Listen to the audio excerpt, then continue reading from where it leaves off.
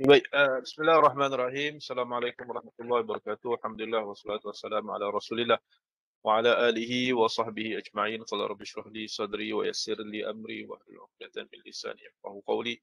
Wa la haula wa la quwwata illa billahil aliyyil azim. Amma ba'du. Alhamdulillah, syukur pada Allah Subhanahu wa taala.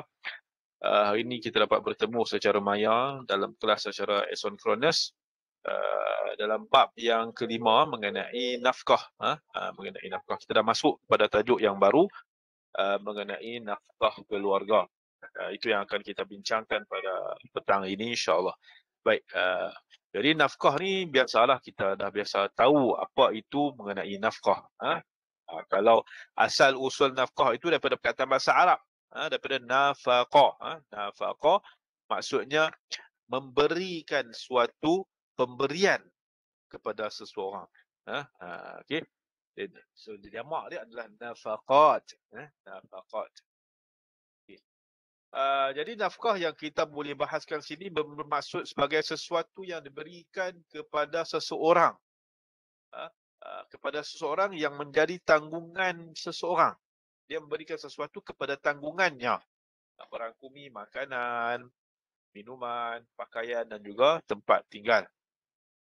Okay. Syariat Islam telah menetapkan urutan nafkah yang perlu dipatuhi. Pertama, terlebih dahulu wajib ditunaikan kepada diri sendiri. So nafkah itu pertama kepada diri kita sendiri. Yang kedua adalah kepada orang lain. Bermula daripada ahli keluarga yang terdekat, kemudian yang terdekat selepas itu. Bermula daripada sendiri. Nafkah kepada diri sendiri. Kemudian yang terdekat dengan kita. Kemudian yang terdekat selepas itu. Dan selepas itu. Itu maksudnya nafkah tadi ni.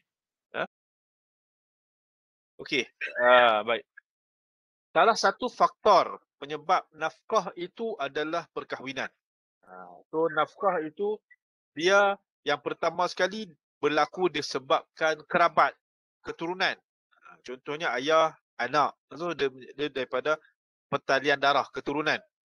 Okay. Yang kedua adalah nafkah yang berlaku disebabkan perkahwinan. Disebabkan perkahwinan juga nafkah itu boleh berlaku. Dan yang ketiga adalah disebabkan oleh pemilikan. Contohnya macam pemilikan hamba dan sebagainya. Okay, tapi dalam konteks yang ini kita nak bincang yang pertama sekali mengenai perkahwinan, iaitu nafkah seorang suami kepada isterinya. So apabila seorang lelaki itu berkahwin dengan seorang wanita, jadi perkahwinan itu berlaku bukan secara percuma, tetapi ia berlaku dengan perpindahan suatu tanggungjawab nafkah. Yang mana satu orang wanita sebelum dia berkahwin, nafkah ke atas dirinya itu adalah pada siapa? Ayah dia. Kan? Kalau tak ada ayah, pada kaum kerabat yang lelaki. Okey? So, apabila dia telah berkahwin, wanita ini telah berkahwin, maka tanggungjawab nafkahnya itu bukan hilang begitu saja, tetapi ia dipindahkan daripada bahu ayah kepada bahu suami. Okay.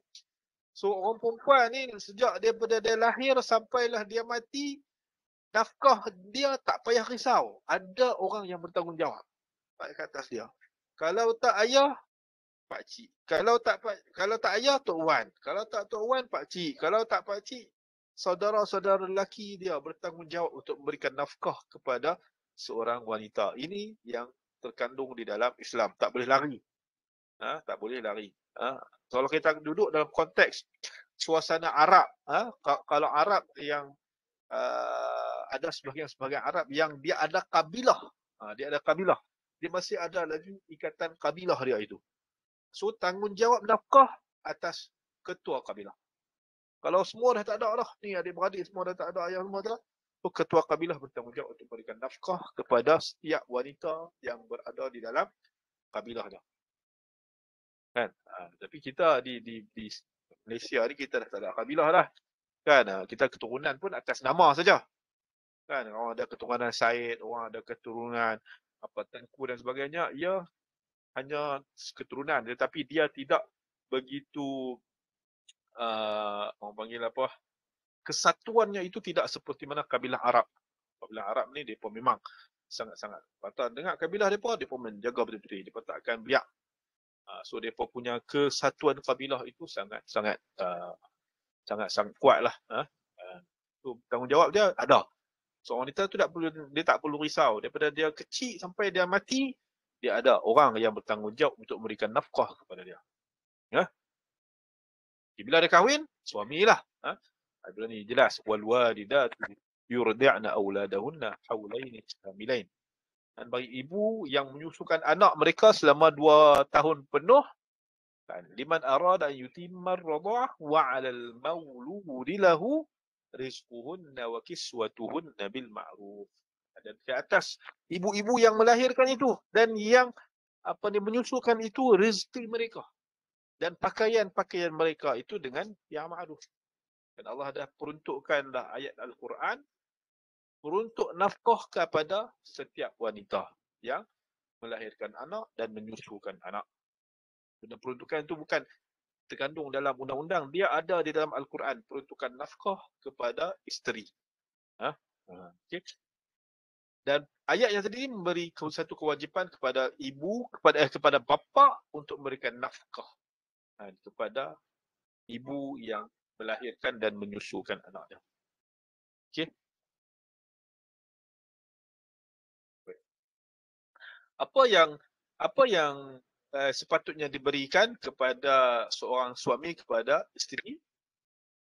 Makan, pakai dan juga tempat tinggal. 3 perkara. Makan, tempat tinggal. Ini yang paling asas lah. Ini yang paling asas. Dan namun para ulama menghuraikan lagi, kan? Selain daripada 3-3 ni, apa sahaja keperluan seorang wanita itu perlu dipenuhi oleh seorang lelaki. Kan? Apa saja keperluan dia? Keperluan dia mungkin untuk berhias dengan cara yang kadar yang ma'ruf, cara untuk berhias. Kalau keperluan dia make up lah, kan? Kalau keperluan dia barang kemas dan sebagainya, perhiasan dia itulah. Kan? Dengan cara yang ma'ruf. Ma'ruf maksudnya apa? Menjadi adat kepada kebiasaan kaum tersebut. Adat kebiasaan kepada kaum tersebut. Kalau kata kaum dia satu tempat yang mana dia punya pakaian dia ada musim panas dan musim sejuk, kena bagi dua lah. Kena sediakan pakaian musim panas, kena sediakan pakaian musim sejuk. Kita Malaysia ni satu musim. Senang. Beli sekali boleh pakai sampai akhir tahun. Tapi kalau di negara sejuk, mereka ada musim panas, pakai musim panas. Musim sejuk, dia ada pakaian musim sejuk. So apa saja yang diperlukan? Termasuklah peralatan mencuci, perkakas rumah yang asas, maksudnya yang ma'ruf. Apa yang selalunya ada di tempat itu, maka perlu disediakan kepada isteri. Kan? Kalau disediakan rumah tapi tak ada dapur, ma'ruf tak tu? Rumah tapi tak ada dapur, itu bukan tempat tinggal yang ma'ruf. Kan? Disediakan rumah tak ada bilik, itu bukan ma'ruf. Kan ma'ruf rumah dia ada ruang tamu, dia ada bilik, okay? Dia ada mungkin tempat makan, dia ada dapur, dia ada bilik ayak. Okay. Juga rumah ada dapur tapi tak ada bilik ayak, kena share dengan orang. Maka ikut kepada tempat lah. Kalau di Malaysia, itu bukan yang ma'ruf. Kalau dulu, ya. Kan?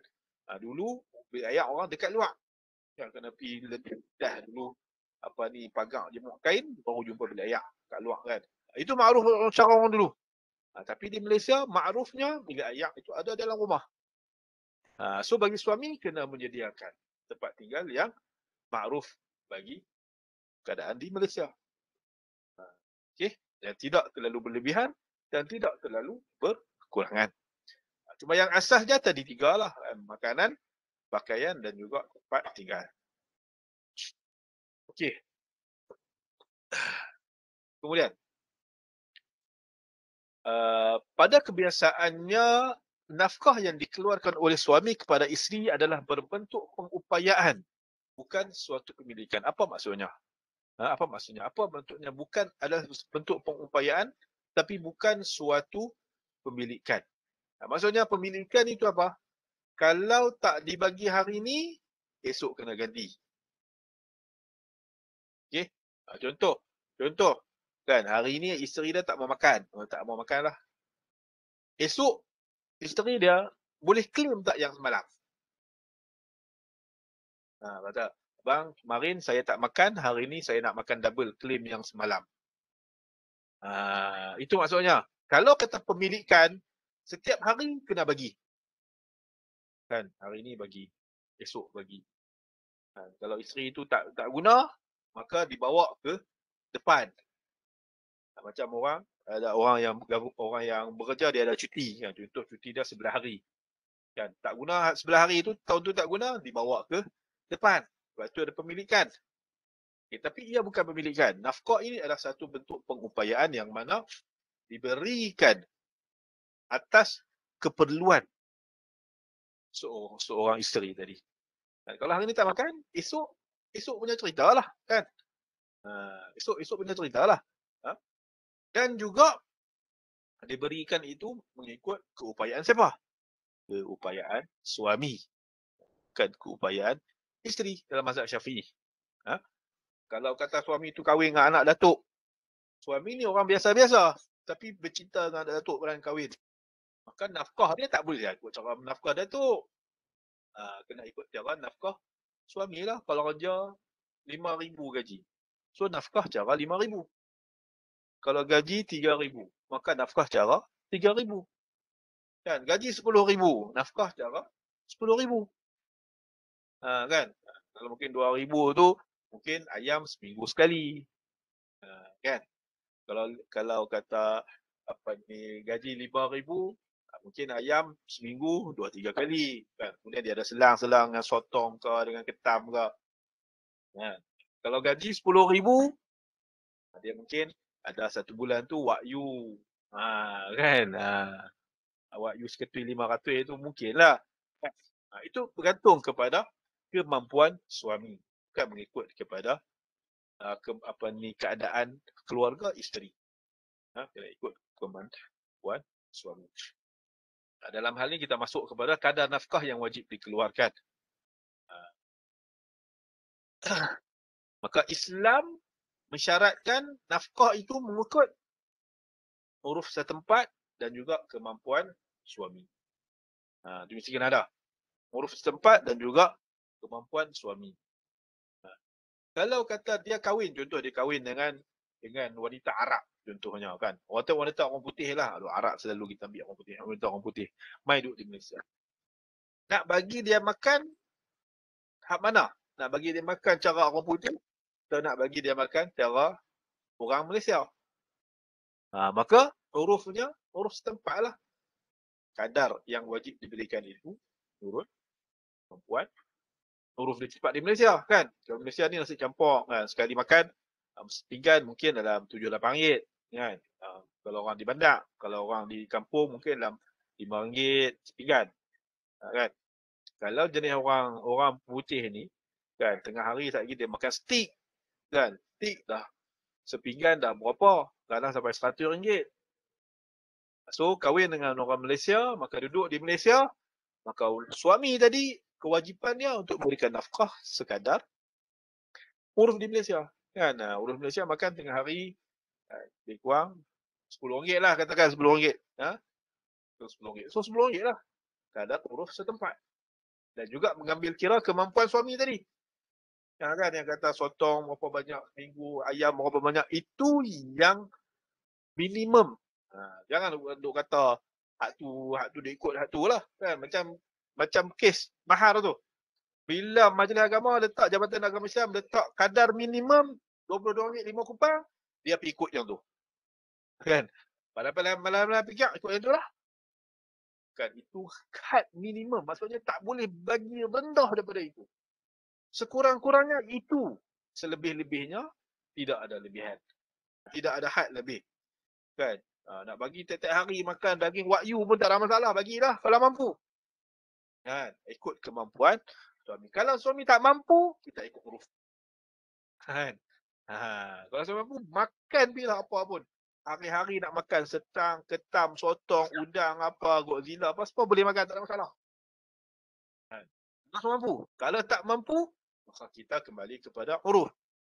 Apa urus setempat? So itulah minimum. Maksudnya kalau suami gagal memberikan yang minimum, maka wanita tadi boleh pergi mengadu dekat hakim. Kata hakim, suami saya dah bagi nafkah tapi tak cukup. Dia gaji 10,000, hari-hari makan telur goreng. Itu maksudnya. Maksudnya apa? Isteri tadi dia ada hak untuk menuntut nafkah yang kurang diberikan. Gaji 10,000, hari-hari makan ayam goreng ni. Ikan goreng. Ayam goreng, ikan goreng. Kan? Gaji 10,000. Itu bukan makruf.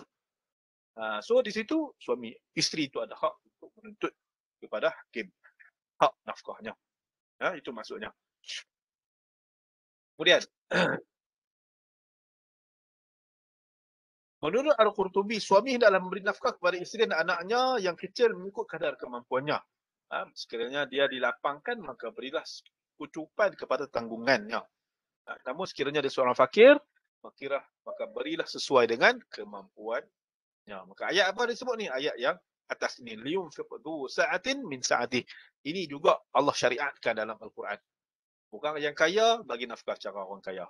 Orang yang tak mampu bagi nafkah cara orang tak mampu. Allah tak memberatkan seseorang. Itu maksudnya. Itulah di dalam pemberian nafkah. Baik.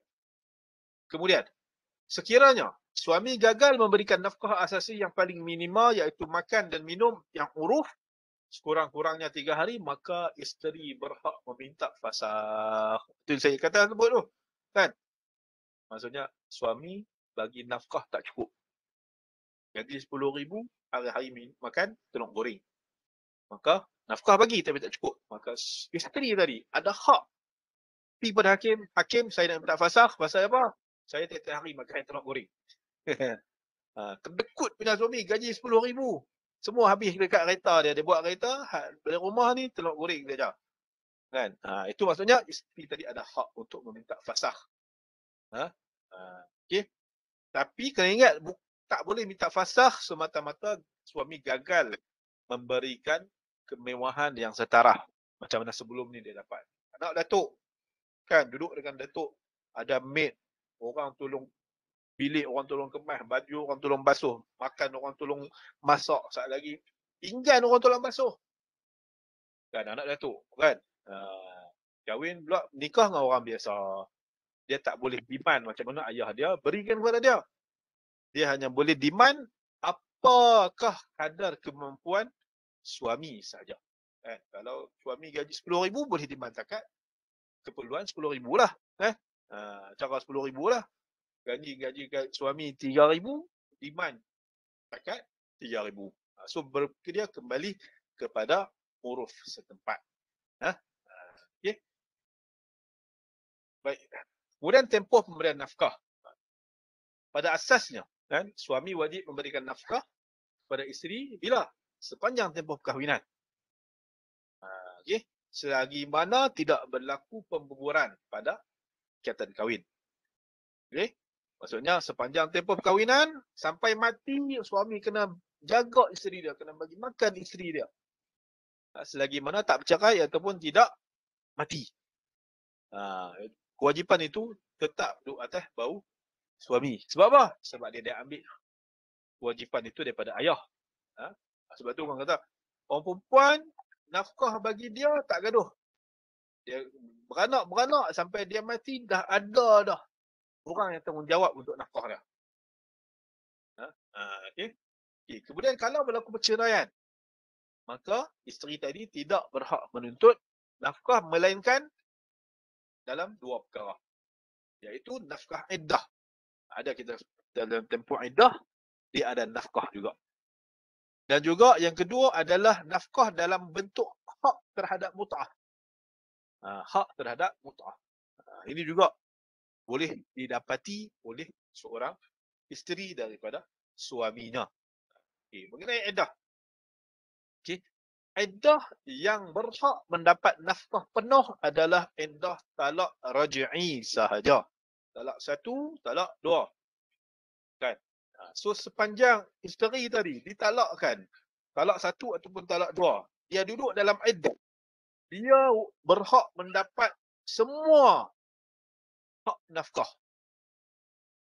Apa yang dia dapat sebelum dia kena cerai, masa kecerai pun dia dapat sepenuhnya. Kan?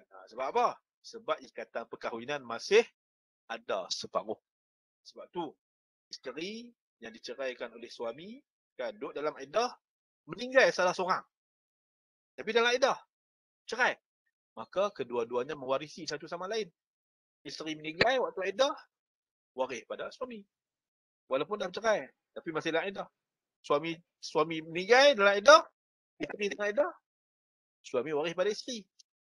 So begitu juga dengan hak nafkah. Masih ada sepenuhnya. Sebab itu Islam memberikan hak rujuk tadi kepada suami. Bila-bila masa yang suami nak rujuk, maka hak itu ada pada dia. Okay. So dalam tempoh ini, semua kena tanggung. Macam mana dalam yang ditanggung dalam perkahwinan. Ini juga ada di dalam Al-Quran. Syariatan ini. Allah kata, tempatkanlah wanita-wanita dalam tempoh iddah itu di tempat tinggal kamu mengikut kemampuan kamu.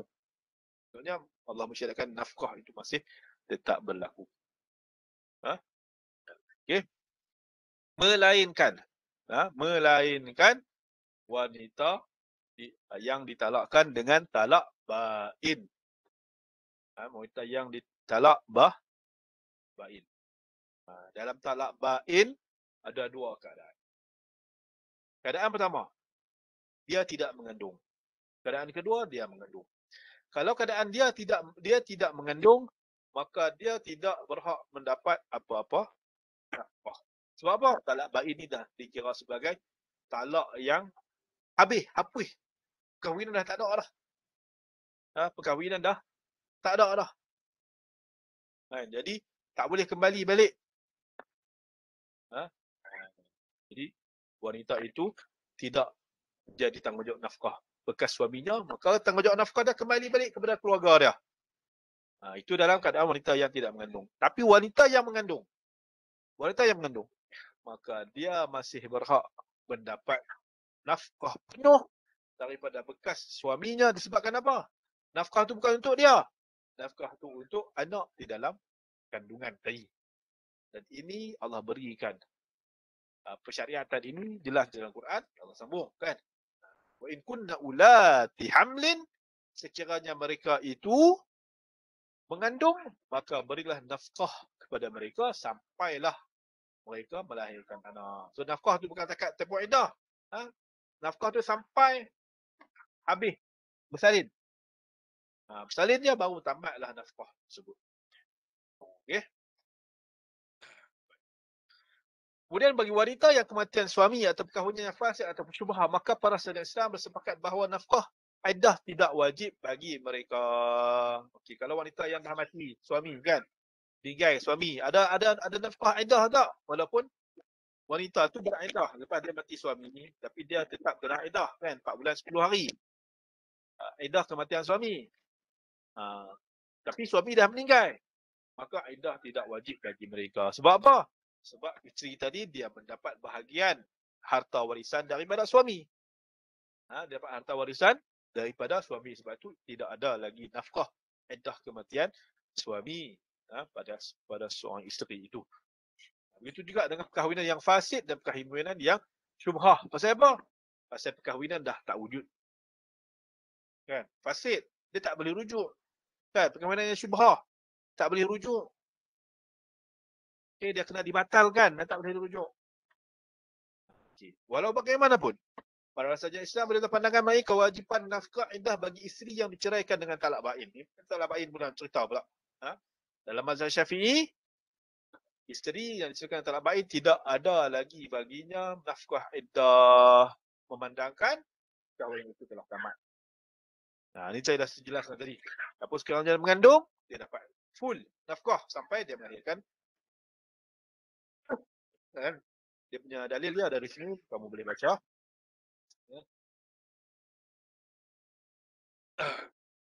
Okay.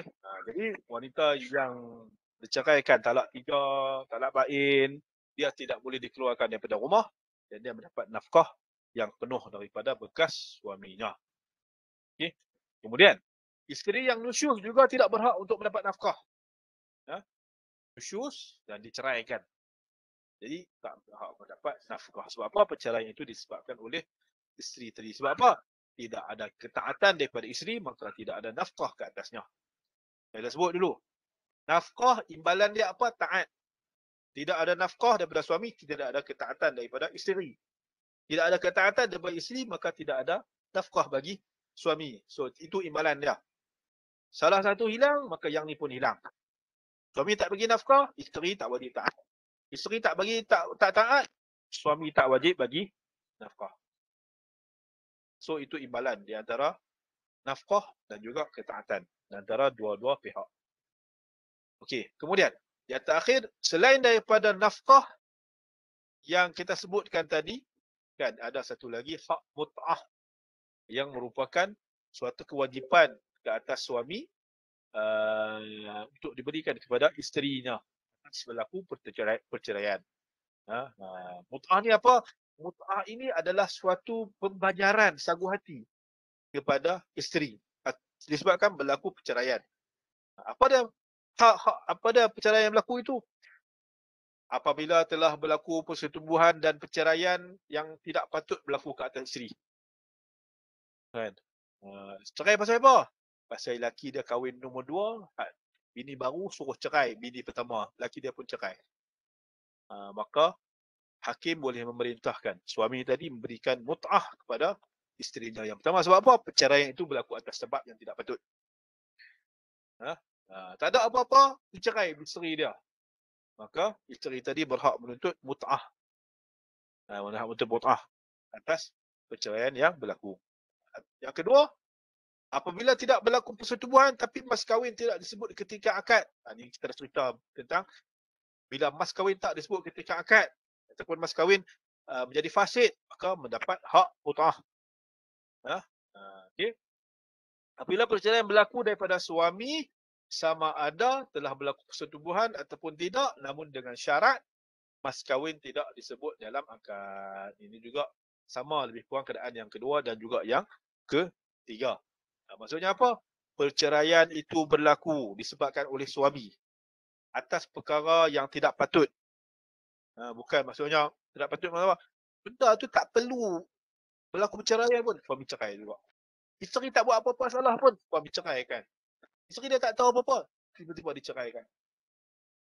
Maka hakim boleh memerintahkan suami untuk memberikan mut'ah kepada isterinya. Dan dapat dah, mungkin dah tuntut harta pencarian kan, dah tuntut nafkah anak-anak, maka isteri juga boleh menuntut hak mut'ah. Okey, ini yang banyak berlaku di dalam Malaysia lah, hak penuntut hak mut'ah kan. Adapun di tempat-tempat yang lain, maksudnya mengenai mas kahwin tak disebut tu jarang berlaku di Malaysia. Sebab kita Malaysia ni biasanya kita sebut siap-siap dah mas kahwin tu masa akad nikah. Jadi jarang berlaku isu ini. Yang isu yang pertama ini yang paling banyak berlaku dalam kes mut'ah. Kan? Apabila berlaku perceraian, dan perceraian itu adalah sesuatu yang tidak patut berlaku kepada isteri. Bagi boleh menuntut mut'ah tadi ke atas isteri. Okay. Baik, kita berhenti dulu takat itu, insya-Allah yang kita akan sambung jenis-jenis nafkah pada esok hari. Wallahu alam, arakum bil khair. Assalamualaikum warahmatullahi wabarakatuh.